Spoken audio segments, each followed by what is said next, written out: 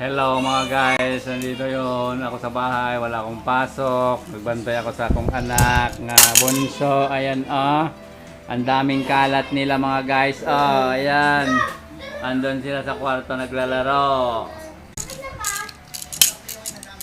Ayan, wala kasing pasok si Papa.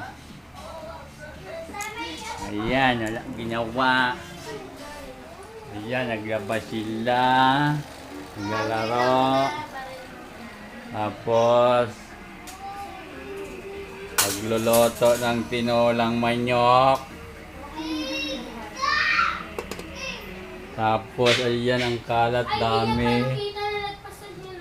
Tapos nagsasampay yung asawa kong matangkad. Tingnan niyo Ayan. Nangasar ka? Ayan. Dito sila, wala akong pasok ngayon